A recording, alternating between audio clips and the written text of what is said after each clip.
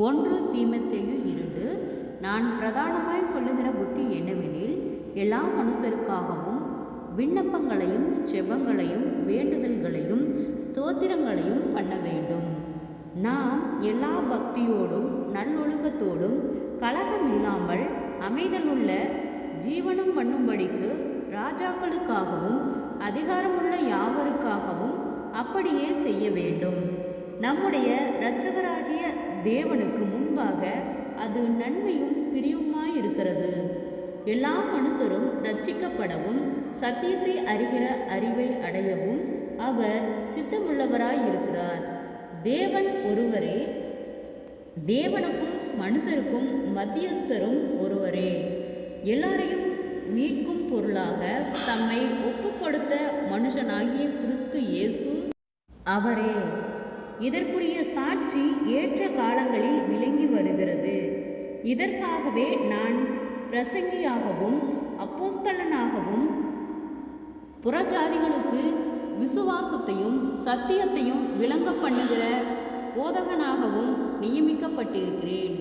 நான் பொய் சொல்லாமல் கிறிஸ்துவுக்குள் உண்மையை சொல்லுகிறேன்.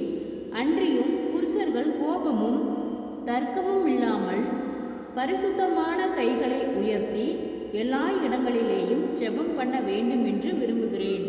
ஸ்திரீகளும் மயிரை பின்னுதல் ஆவது, பொன்னினாலாவது, முத்துக்களினாலாவது, விலையேற பெற்ற வஸ்திரத்தினாலாவது தங்களை அலங்கரியாமல் தகுதியான வஸ்திரத்தினாலும் ஞானத்தினாலும் தெளிந்த புத்தியினாலும் தேவ பக்தி உள்ளவர் என்று சொல்லிக்கொள்ளுகிற ஸ்திரீகளுக்கு ஏற்றபடியே நற்கிரிகளினாலும் தங்களை அலங்கரிக்க வேண்டும்.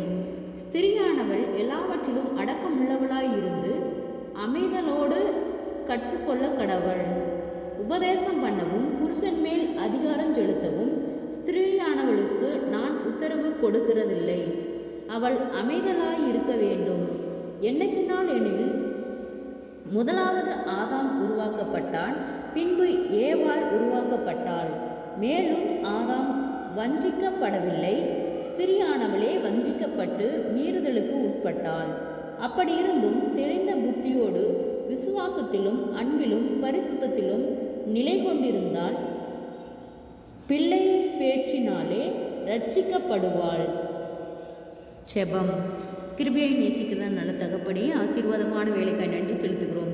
இயேசுவின் நாமத்தினாலே 1 தீமோத்தேயு 2வது அதிகாரத்தை தியானிக்க கொடுத்த தயவுக்காய் நன்றி செலுத்துகிறோம்.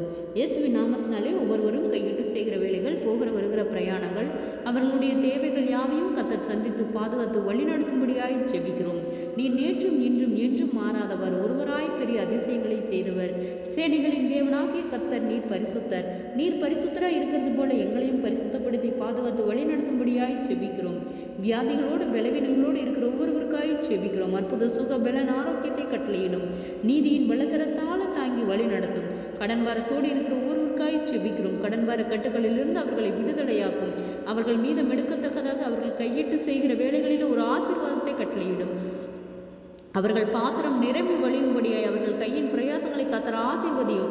மீதம் எடுக்கத்தக்கதாக அவர்களுக்கு அற்புதங்களையும் அடையாளங்களையும் கர்த்தரே கொடுக்கும்படியாய் ஜெபிக்கிறோம். ஆண்டவரே அப்பா, அவர்கள் மீதம் எடுக்கிற கைகள் ஆண்டவரே ஒவ்வொன்றும் குறுகி போகாமல் ஆண்டவரே அப்பா நீரே பலப்படுத்தும்படியாய் ஜெபிக்கிறோம். ஆண்டவரே நீர் நேற்றும் இன்றும் என்றும் மாறாதவர்.